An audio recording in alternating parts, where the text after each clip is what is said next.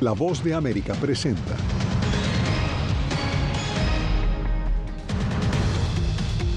Tribunal Supremo de Venezuela pide constancia de la inhabilitación de María Corina Machado. Estados Unidos impone nuevas sanciones a funcionarios de Guatemala. Además, reforma económica del presidente Milei genera protestas en Argentina. Y en Gaza, Hamás rechaza propuesta de tregua y liberación de rehenes.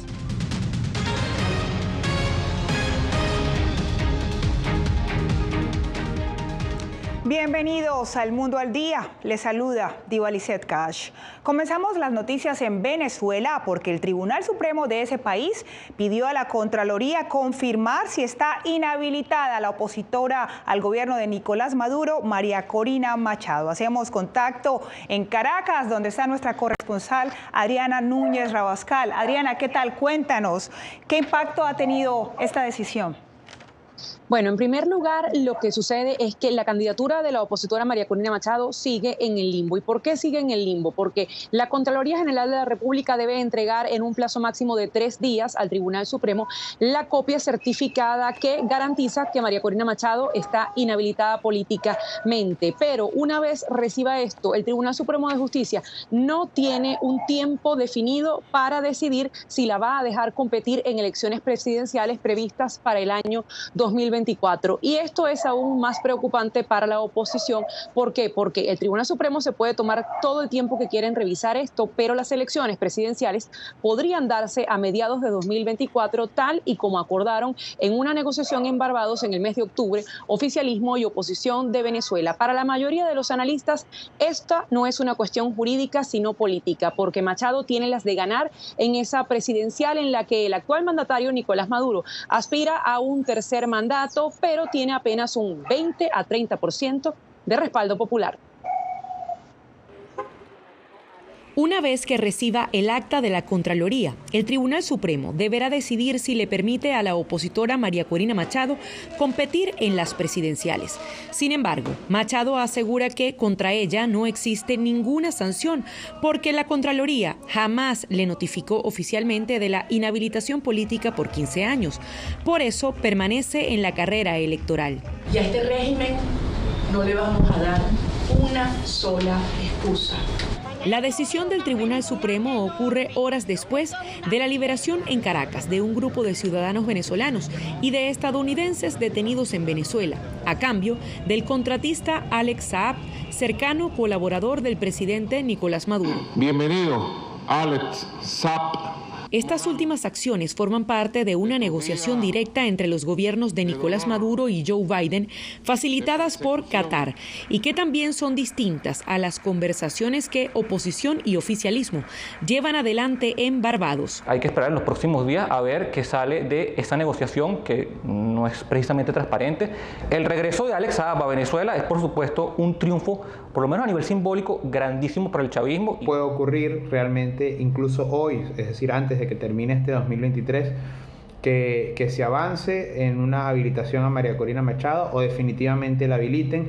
Y el otro escenario es que no ocurra, que se dilate lo más que se pueda, y estaríamos hablando obviamente de un terreno donde el chavismo estaría absolutamente favorecido. Machado emitió un comunicado en el que no se refiere directamente a la inhabilitación política, pero en el que afirma, cita textual, que cada vez que se produce la liberación de unos ciudadanos, otros pasan a ser víctimas de una perversa maquinaria de represión. Y aunque el contratista Alex Saab está señalado por lavado de dinero en los Estados Unidos, el oficialismo lo incluyó en la mesa de negociación que mantiene con la oposición entre México y Barbados. Gracias, Adriana. Y volvemos a Estados Unidos porque la Casa Blanca ha sido blanco de críticas por el acuerdo que permitió la liberación de Alex Saab a cambio de prisioneros estadounidenses en Venezuela. Desde apaciguamiento por parte de la administración de Biden hasta considerar que este tipo de acuerdo pone en riesgo a los estadounidenses en el mundo. Jorge Agobián nos amplía. El acuerdo es bueno porque se logró la liberación de los estadounidenses que estaban detenidos ilegalmente y hemos llegado a un acuerdo con Venezuela para que celebren elecciones libres. Los dos argumentos del mandatario han sido criticados por miembros del Congreso estadounidense. Esto pone en riesgo mucho más americanos en todas partes del mundo, simplemente cuando un régimen quiere regresar uno de sus criminales que está en cárcel en los Estados Unidos, simplemente tienen que secuestrar un número de americanos y esta administración va a negociar con ellos. La Casa Blanca recalcó este jueves que decidir sobre el canje fue una decisión compleja y difícil de digerir, algo en lo que concuerda Eivin Hernández, uno de los 6 estadounidenses liberados, quien al regresar a su país dio estas declaraciones. La única manera de que esto termine es a través de las relaciones diplomáticas, relaciones respetuosas y que ambos países se unan y encuentren una manera de resolver sus diferencias. Varios senadores, incluyendo el republicano por Florida Marco Rubio, perciben la acción como un apaciguamiento al gobierno socialista de Caracas. El presidente Biden también dijo que han dejado claro a Nicolás Maduro cuáles son los requisitos de Estados Unidos para unas elecciones justas y transparentes en 2024 y aseguró que el propio presidente venezolano está de acuerdo con ello.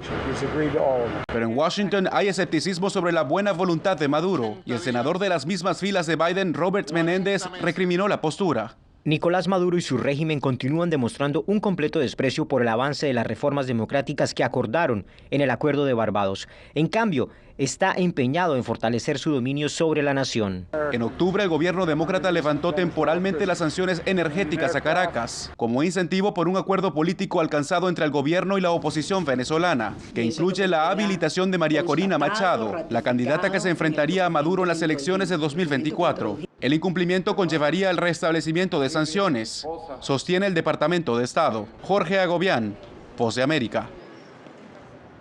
Y las Cortes Migratorias de Estados Unidos se enfrentan a un atasco administrativo que supera los 3 millones de casos. Esto según un informe de la Universidad de Syracuse. Una situación sin precedentes que tiene abrumado a los jueces, como nos reporta Paula Díaz. La crisis con el cruce masivo de inmigrantes indocumentados por la frontera sur de Estados Unidos no se detiene y la mayoría llega pidiendo asilo. Esto ocurre cuando el Centro de Información y Acceso de Registros Transnacionales de la Universidad de Syracuse señala que al 30 de noviembre del 2023 hay 3.075.248 casos pendientes, una cantidad sin precedentes. Hay una deficiencia crítica de jueces de inmigración. Tienen miles y miles de casos pendientes. Más de 1 millón de casos se acumularon solo durante los últimos 12 meses. Para noviembre del 2022, el atraso estaba cerca de los 2 millones de procesos en espera de una decisión. En su reporte, la Universidad de Syracuse señala que los 682 jueces en fusiones enfrentan un promedio de 4.500 casos pendientes. La cifra de magistrados de inmigración casi se ha duplicado desde el año fiscal 2017, cuando había 338 jueces en función. La Asociación Nacional de Jueces de Inmigración señaló a La Voz de América, a través de su presidenta Mimi Sankop, que el creciente retraso supone una enorme carga para los tribunales y la capacidad de los jueces para resolver oportunamente las solicitudes de asilo pendientes. Pero de estas demoras hay migrantes que se benefician. Las personas que se benefician es realmente las personas que no tienen mucho fundamento en sus casos de asilo. En otras palabras, que no tienen evidencia para comprobar su caso. Esas personas con la cantidad de casos se van a beneficiar porque van a poder estar aquí en el país por años esperando que haya una decisión final en su caso. Este informe se revela justo cuando el gobierno del presidente Joe Biden negocia con senadores republicanos nuevos criterios para el sistema de asilo, a cambio de destinar más de $60.000 millones para apoyar a Ucrania. Paula Díaz, Voz de América, Washington. El presidente de Estados Unidos, Joe Biden, y su homólogo mexicano, Andrés Manuel López Obrador, conversaron este jueves sobre la necesidad de implementar mayor control en la frontera binacional luego del cruce masivo de migrantes que obligó el cierre de varios puertos fronterizos y la interrupción del comercio. They had a chance to talk about ongoing efforts Tuvieron la oportunidad de hablar sobre los esfuerzos en curso para gestionar los flujos migratorios sin precedentes en el hemisferio occidental. Los dos líderes coincidieron que se necesitan urgentemente medidas coercitivas adicionales para que se puedan reabrir los puertos de entrada clave a través de nuestra frontera compartida. El secretario de Estado Antony Blinken y el de Seguridad Nacional Alejandro Mayorkas viajarán a México en los próximos días para reunirse con el presidente Andrés Manuel López Obrador. La visita se centrará en los esfuerzos binacionales para frenar los flujos migratorios.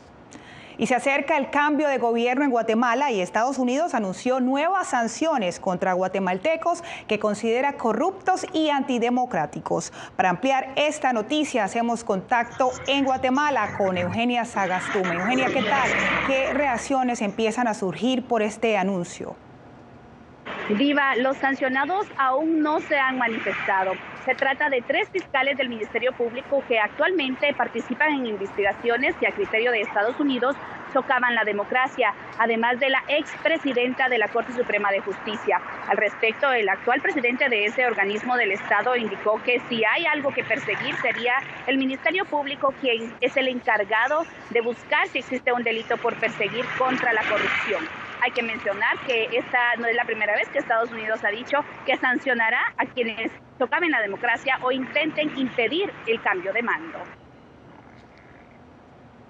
Estados Unidos sumó 14 centroamericanos en la lista de actores corruptos y antidemocráticos vinculados en actos de corrupción y acusados de obstruir investigaciones en Guatemala, Honduras, Nicaragua y El Salvador. En Guatemala se trata de 3 fiscales del Ministerio Público y la expresidenta de la Corte Suprema de Justicia, quienes a partir de ahora no podrán obtener visas estadounidenses. Este anuncio se da después de que el subsecretario de Estado adjunto para América Central, Eric Jacobstein, aseguró que para el gobierno de Joe Biden es importante la defensa de la democracia en Centroamérica y en este momento lo que sucede en Guatemala es motivo de preocupación. Veo la situación en Guatemala con mucha preocupación. Los esfuerzos de la fiscal general y elementos del Congreso guatemalteco están fracasando. Mientras, la OEA envió un mensaje de tranquilidad después de visitar el país centroamericano y tras la resolución de la Corte Constitucional que garantiza la toma de posesión de Bernardo Arévalo.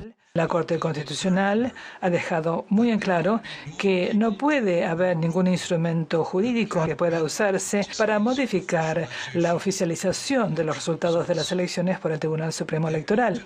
Estados Unidos reiteró que seguirán utilizando todas las herramientas disponibles para sancionar a funcionarios, empresas y otros actores que obstaculicen la transición. Debo mencionar que estas sanciones se dan apenas 10 días después de que se le fuera retirada la visa a casi 300 guatemaltecos, incluidos más de 100 diputados del Congreso de la República. Diva. Gracias a Eugenia. Y de Centroamérica pasamos a Argentina, donde la amplia reforma económica del presidente Javier Milei desató protestas en distintos puntos del país. Desde Buenos Aires, Gonzalo Báñez nos reporta. Por cadena nacional y ante un tenso clima social, el presidente argentino Javier Milei anunció la aplicación por decreto de un paquete de reformas que eliminan cientos de normas económicas y elimina también otras tantas leyes vigentes. El decreto de necesidad y urgencia que estamos presentando hoy tiene por fin comenzar el proceso de regulación económica que la Argentina tanto necesita para poder comenzar a crecer. En concreto, el decreto cuenta con 30 puntos que desregula la economía argentina y reforma al Estado. Entre las medidas se derogan distintas leyes, se habilita la privatización de empresas del Estado, se reforma el código aduanero y se implementa una política de cielos abiertos para las aerolíneas, entre otras medidas. Este paquete despertó un inmediato reclamo por parte de la sociedad. He pasado un montón de estas y no se lo vamos a permitir. Como está diciendo todo el pueblo ahí atrás, la patria no se vende. Rápidamente, el gobierno nacional ratificó las medidas y anunció que entrarán en vigor. Entendemos que hay gente que, por supuesto, no va a estar de acuerdo con las cosas que hacemos. Esto pasa no solo en este gobierno, pasa en cualquier gobierno y te diría que pasa con cualquier medida de cualquier gobierno. Los anuncios del presidente Milei generaron divisiones dentro del arco político, entre aquellos sectores que lo apoyaron y los otros sectores que prometieron denunciarlo ante la justicia para intentar que el decreto no entre en vigencia. Gonzalo Báñez Villar, Voz de América, Buenos Aires, Argentina. Y un segundo obispo fue arrestado en Nicaragua. Según la Asociación Intercultural de Derechos Humanos, el hecho de que el religioso rezara y expresara su cercanía por su colega también arrestado habría sido la causa. Donaldo Hernández nos informa. Esta fue la última misa que presidió el obispo Isidro Mora el pasado 19 de septiembre, antes de ser detenido por las autoridades nicaragüenses. El religioso mencionó en su homilía que la conferencia episcopal reza todos los días por el obispo Rolando Álvarez, quien purga una condena de 26 años de prisión por supuesta traición a la patria. Estamos siempre unidos, orando por esta amada diócesis de Matagalpa, orando por Monseñor Rolando. Defensores de derechos humanos denuncian que las homilías de los sacerdotes son vigiladas por agentes de seguridad y que por esa razón el obispo presuntamente fue apresado. Nadie puede mencionar ni a los presos políticos, mucho menos a Monseñor Álvarez. Toda homilía es filmada por las fuerzas de seguridad del régimen y ha prohibido toditita expresión cristiana, espiritual del pueblo, fuera también de las iglesias. La Policía Nacional no ha informado sobre el paradero del obispo Isidro Mora. El defensor de derechos humanos Josguel Martínez sostiene que esa es la norma con la detención de los sacerdotes. Quieren evitar de que se propague la información de que hay presos políticos, de que hay persecución en contra de cualquier forma de disidencia. Con el religioso Isidro Mora, ya son 2 los obispos de la Conferencia Episcopal de Nicaragua encarcelados por el gobierno de Daniel Ortega. Donaldo Hernández, Voz de América. El Consejo de Seguridad de la ONU sigue enfrascado en el texto de una resolución sobre Gaza. Ya regresamos. A lo largo de mi carrera he recibido muchísimas amenazas de muerte. Periodismo, la prensa libre importa. El rol de los periodistas es ejercer el rol del perro guardián de la democracia. Disponible en vozdeamerica.com. ¿Quieres mantenerte informado de primera mano? Únete a nuestro canal de WhatsApp. Lo que ocurre en Estados Unidos, América Latina y el mundo directamente a tu celular. Escanea el código que ves en pantalla y conéctate con las noticias para recibir información veraz y balanceada. Noticias de última hora, reportes originales y verificación de información. Porque en La Voz de América, la prensa libre importa. Soy Jorge Agobián, corresponsal de La Voz de América en la Casa Blanca. Nuestro trabajo es conectar a Latinoamérica con Washington. Aquí somos la voz, oídos y ojos de nuestro continente para reportar lo que se decide en Estados Unidos e impacta en nuestros países. Traemos a esta sala de prensa las preguntas que la gente se hace y hablamos en un lenguaje sencillo para explicar las políticas globales, sus defensores y detractores. Y lo entregamos a nuestra audiencia para que saque sus propias conclusiones. Porque en La Voz de América, la prensa libre importa. Nosotros no somos ninguna oposición. La prensa no es ninguna oposición. Periodismo, la prensa libre importa. Entonces hay un poco de tema también de amenazas, ¿no? Disponible en vozdeamerica.com. ¿Cómo decidió este grupo de hombres no acabar con la civilización? Presentamos De Yalta a Malta, una serie documental que analiza las relaciones y amistades entre los líderes de la Guerra Fría. Cómo interactuaron, cuándo se conocieron y llegaron a discutir el destino del mundo. Es un lado de la historia que usted necesita ver. De Yalta a Malta. Vean los 5 episodios ahora mismo en VOA+.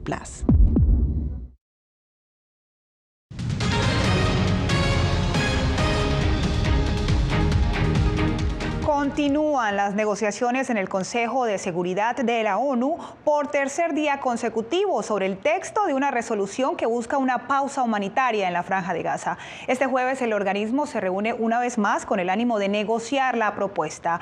Ángela González está en Nueva York. Ángela, ¿qué es lo último? Divalicet, ha sido otra jornada de intensas negociaciones aquí al interior del Consejo de Seguridad, que más que nada han tenido discusiones a puerta cerrada la mayor parte de la tarde, y según la embajadora de los Emiratos Árabes Unidos, pues ya las diferencias con Estados Unidos son mínimas y esperan poder llegar a un acuerdo en este texto y en este borrador que también otros miembros del Consejo de Seguridad han pedido revisar. Por tanto, esto ha retrasado de nueva cuenta la votación de esta resolución, que en últimas lo que pretende es poder escalar la ayuda humanitaria en Gaza y de alguna manera desescalar el conflicto. Escuchemos lo que dijo más temprano en conferencia de prensa el vocero del secretario general al respecto de la importancia de esta resolución. Obviamente lo que nos gustaría ver es algo que facilite la entrega inmediata, segura y sin obstáculos de ayuda humanitaria. Lo más útil para llevar a cabo esa operación en gran y sostenido volumen sería un cese el fuego humanitario inmediato, porque no se trata solo de permitir el ingreso de camiones, sino también de poder realizar entregas de forma segura. Ya se cumplen 3 días de negociaciones alrededor de esta resolución, que también pone a prueba al Consejo de Seguridad y reviva el debate sobre si lo que se dice al interior de este organismo es la voluntad de la mayoría o solamente la voluntad de un solo Estado. En este caso, Estados Unidos es el único país con poder de veto que está en desacuerdo. Los 5 países con poder de veto son China, Rusia, Estados Unidos, el Reino Unido y Francia. Se espera que este mismo jueves se conozca si se llevará a cabo la votación o no, según dijo más temprano el embajador chino. Sin embargo, seguimos a la espera de lo que pueda suceder. Divalicet. Gracias, Ángela. Mientras tanto, en la Franja de Gaza, Hamás rechazó la oferta de una tregua para liberar rehenes. Por su parte, este jueves, el gobierno israelí intensificó los bombardeos y Hamás respondió con cohetes. Desde Jerusalén, Alejandro Ernesto nos tiene reporte. Hamás rechazó este jueves la oferta de una tregua de 7 días y la liberación de 40 rehenes israelíes. Tanto Hamás como la Yihad Islámica exigen el cese total de las operaciones del ejército israelí sobre Gaza, según dijeron funcionarios egipcios. Poco después de retirarse de las negociaciones, el grupo islamista lanzó varios cohetes hacia Israel. Durante varios días, Hamás e Israel venían negociando la posibilidad de una nueva tregua que Hamás rechazó. Las conversaciones estaban encaminadas a buscar la liberación de al menos 100 rehenes que aún permanecen en Gaza. Mientras tanto, las hostilidades entre Israel y Hamás se intensificaron este jueves. En Tel Aviv se escucharon sirenas y explosiones al interceptar la cúpula de hierro de Israel los misiles lanzados desde Gaza. El ejército de Israel difundió el video de un lanzamiento de cohetes contra estructura del grupo Hamás y un circuito de túneles que, según Israel, emergen de áreas residenciales. Puedes ver aquí al fondo un túnel que se construyó en los últimos meses. La Voz de América no pudo verificar de manera independiente ni la fecha ni el lugar exacto donde fueron tomadas las imágenes de los videos difundidos por el ejército de Israel. El ala militar de Hamás también tiene su propia versión del desarrollo de la guerra, al publicar un video en el que se muestra a sus combatientes disparando contra soldados israelíes en el sur de Gaza. La Voz de América tampoco pudo verificar de manera independiente ni la fecha ni el lugar exacto de la grabación del video de Hamás. Al tiempo que Hamás e Israel intensifican su disputa militar y mediática para difundir sus narrativas de la guerra, la situación de los sistemas de salud en el norte de Gaza va en deterioro. Lo que encontramos aquí es un hospital que en realidad casi dejó de funcionar por completo. Hace 2 días varios empleados fueron detenidos. Los pocos trabajadores de la salud disponibles reportan que solo pueden realizar procedimientos menores. Así que ahora nos dedicamos principalmente a primeros auxilios, vendajes, cobertura con antibióticos, todo lo que podamos. Tras 76 días de guerra, varias zonas de Gaza alcanzan el nivel de catástrofe alimentaria, según un reporte de la ONU. Alejandro Ernesto, Voz de América, Jerusalén. Ya volvemos aquí en El Mundo al Día. Talisa Lasguaitero, conductora de La Voz de América. Desde pequeña desarrollé un gran deseo por darle voz a aquellos que son invisibles por una u otra razón. Ya ha sido reforzada. Me enorgullece ser parte de La Voz de América, un equipo en el que la ética y la búsqueda de la verdad siempre son el norte. Desde Washington les informó Talisa Lasguaitero. De mujeres están... Ser periodista es una gran responsabilidad porque somos defensores de principios de libertad y para mantenerlos, la prensa libre importa.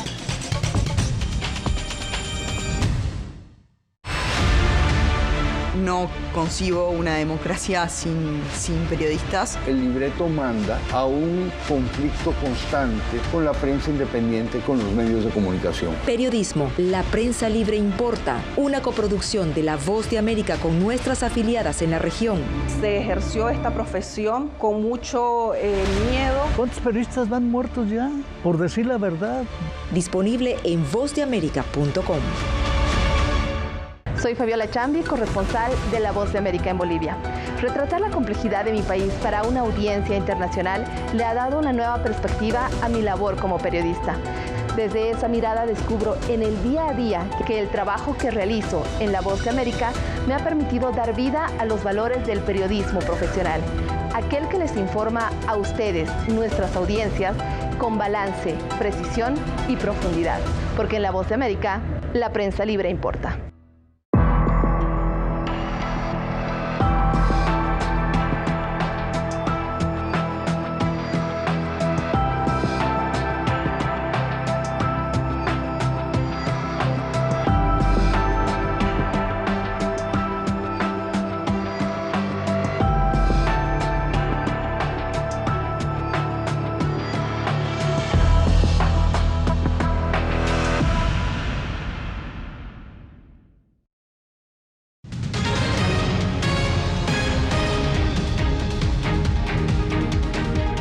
El máximo tribunal de la Unión Europea determinó que la UEFA y la FIFA, los mayores organismos del fútbol, actuaron ilegalmente al bloquear la creación de una Superliga Europea en el 2021. Jacopo Luzzi informa.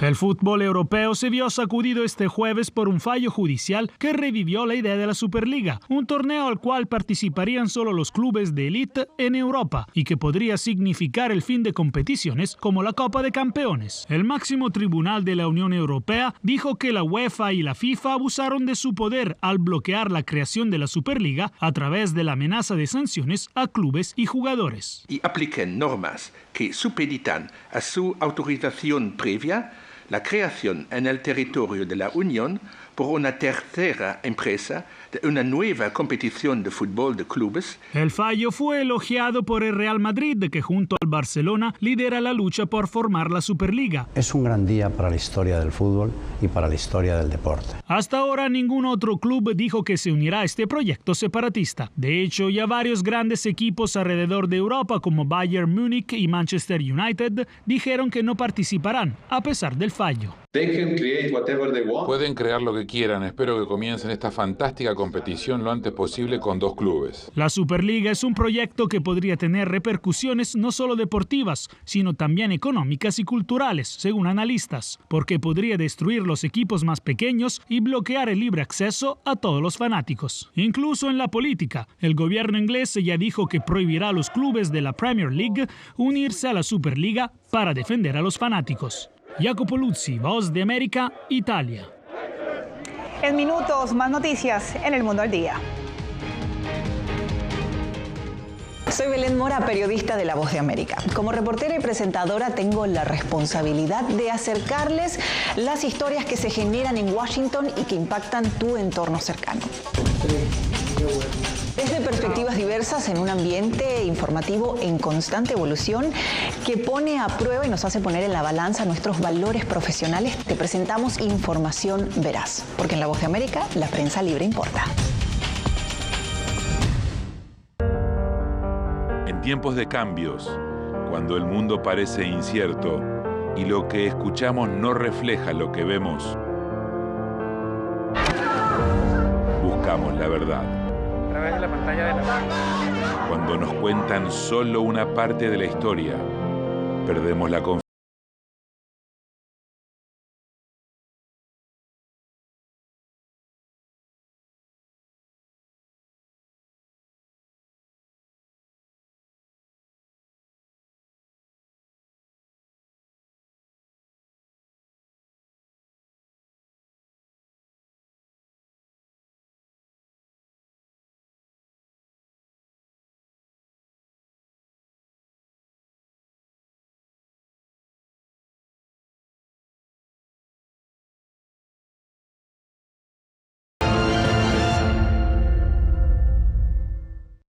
Soy Jacopo Luzzi, reportero de La Voz de América aquí en Washington, D.C. Ya sea informando desde el Capitolio, desde la Casa Blanca, cubriendo el impacto del cambio climático, el impactante tema migratorio, o subir en un avión y cruzar medio mundo para estar en el lugar de la noticia con la información precisa y veraz, este es mi compromiso como periodista. Un compromiso de vida profesional que comparto con ustedes, porque en La Voz de América la prensa libre importa.